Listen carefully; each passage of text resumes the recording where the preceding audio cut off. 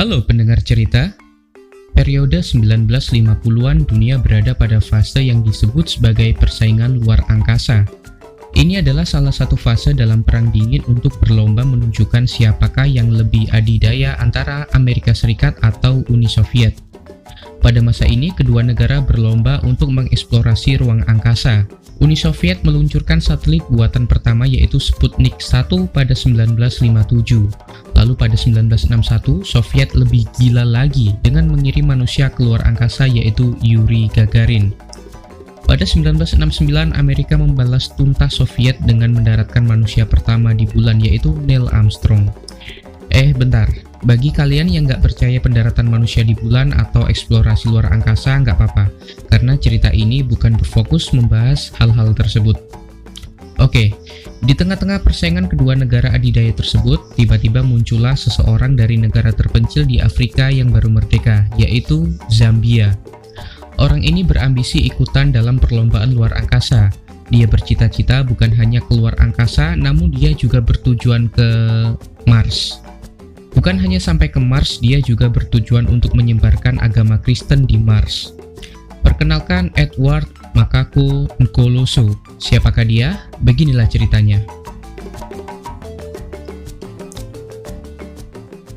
24 Oktober 1964, sebuah daerah di sekitar selatan Afrika baru saja mendapatkan kemerdekaan dari Britania Raya.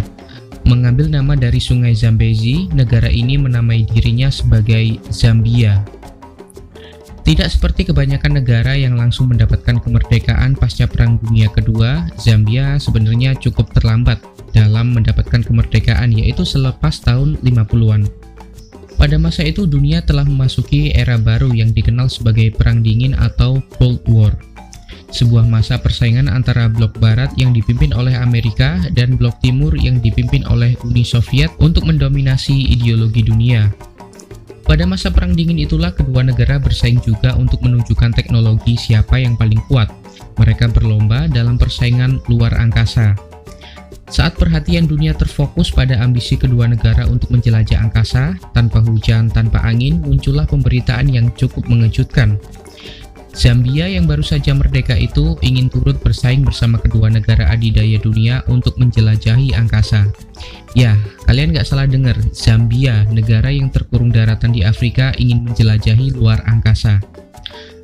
Awal mula proyek luar angkasa Zambia ini diinisiasi oleh seorang mantan tentara kemerdekaan yang juga veteran Perang Dunia Kedua. Dia adalah Edward Makako Nkoloso. Edward Makako Nkoloso lahir di Rhodesia Utara, sebuah wilayah yang akhirnya menjadi bagian dari Zambia.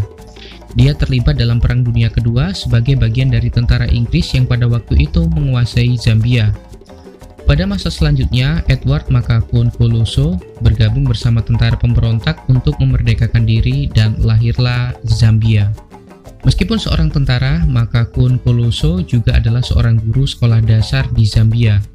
Dia memiliki ketertarikan pada ilmu pengetahuan dan hal-hal ilmiah. Pada tahun 1960, Makako Nkoloso mendirikan sebuah akademi sains, penelitian luar angkasa, dan filsafat Zambia. Pada masa ini jugalah dia memiliki ide untuk membuat roket yang bisa membawa orang-orang Afrika ke luar angkasa. Entah bagaimana awalnya, Makako Nkoloso tiba-tiba ingin keluar angkasa. Melalui akademi yang didirikannya itu, dia merekrut orang-orang untuk menjadi astronot. Ya, orang-orang menjuluki rekrutan Nkoloso sebagai astronot. Hal ini untuk menunjukkan perbedaan dari astronot Amerika atau kosmonot dari Uni Soviet. Nkoloso merekrut setidaknya 12 orang dan 2 kucing. Ya, kalian gak salah dengar lagi, kucing.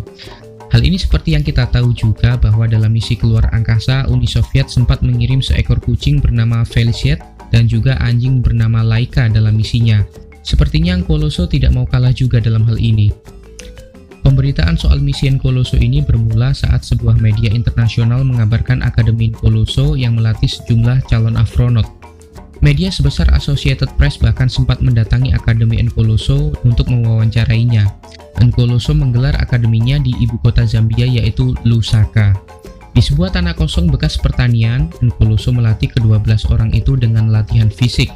Mereka diajak untuk melompat-lompat, berayun dengan ayunan dari ban bekas untuk melatih adaptasi atas beban diri, dan juga digulingkan di dalam sebuah tong minyak besar dari atas bukit berbatu untuk melatih ketahanan diri di luar angkasa.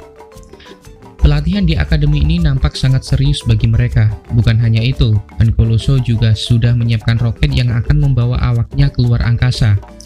Roket itu terlihat seperti tabung yang terbuat dari aluminium. Belum jelas bagaimana meluncurkan roket yang ukurannya hanya 3 meter ini. Nkoloso berencana akan meluncurkan roketnya pada saat hari kemerdekaan Zambia di sebuah stadion nasional.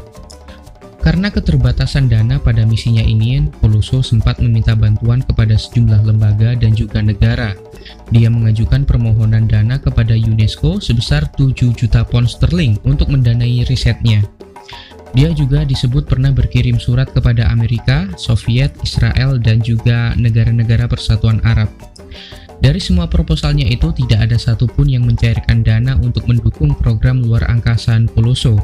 Namun sebuah situs yaitu New Yorker menyebut dia sempat menerima bantuan dari seorang anak di India sebesar 10 rupiah. Ya lumayan juga dia mendapat 10 rupiah untuk misi sebesar ini. Nkoloso mengatakan kesulitan atas dana ini akibat pihak asing takut akan kemajuan teknologi Zambia hingga mereka menolak memberikan bantuan. Hal ini karena jika proyek ini berjalan, maka Zambia akan melebihi kedua negara besar yang sedang bersaing dalam penjelajahan luar angkasa. Apa kalian percaya? Walaupun telah mengirim surat dan proposal bantuan, namun Nkoloso nggak mau buat jelasin bagaimana misinya ini akan sampai keluar angkasa. Nkoloso menjawab bahwa hal ini rahasia karena takut akan dicontek oleh negara lain. Nkoloso hanya menjelaskan bahwa roketnya akan ke Mars bersama para astronot dan kucingnya serta membawa misionaris untuk menyebarkan agama Kristen di sana. Dia menjelaskan bahwa mereka akan menyebarkan agama Kristen kepada penduduk primitif Mars. Namun Nkoloso juga mengatakan bahwa penyebaran agama tersebut akan dilakukan secara damai dan tidak akan memaksa penduduk Mars jika mereka tidak mau untuk masuk Kristen. Cukup toleran juga Nkoloso ini. Akhir misi ini adalah tidak pernah terwujud. Ya, misi keluar angkasa Nkoloso pada akhirnya tidak pernah terjadi. Selain karena kekurangan dana untuk membiayai misi, dia juga tidak mendapat izin untuk menggelar peluncuran roket di stadion. Pemerintah Zambia sendiri tidak pernah mengakui misi itu sebagai bagian program resmi dari pemerintah Zambia. Mereka menganggap hal itu hanyalah iseng-iseng dan untuk kesenangan Nkoloso sendiri. Selain itu, salah seorang calon astronot wanita yang direkrut oleh Nkoloso yang baru saja berusia 17 tahun yaitu Mata Muambua diketahui hamil saat sedang menjalani pelatihan dan akhirnya harus pulang ke orang tuanya. Sisa astronotnya yang lain dianggap kurang serius selama pelatihan. Akhirnya misi keluar angkasa Nkoloso ini selesai sudah begitu saja. Seringkali Nkoloso ini dianggap sebagai lelucon dan lawakan atas hal ini. Beberapa orang beranggapan Nkoloso mengalami gangguan psikologis akibat menerima penyiksaan selama perang kemerdekaan. Beberapa lainnya menganggap misi ini adalah cara Nkoloso untuk meraih simpati publik saat dirinya mencalonkan diri sebagai wali kota.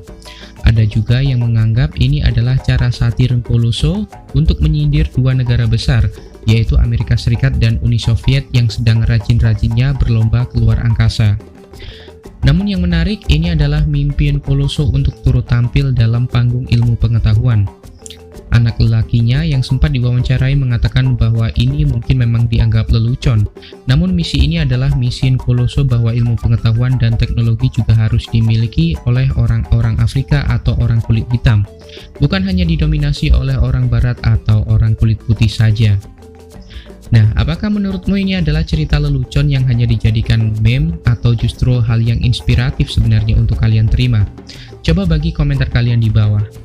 Pastikan juga kalian subscribe agar tidak ketinggalan hal-hal unik dan menarik di dunia. Terima kasih dan sampai jumpa.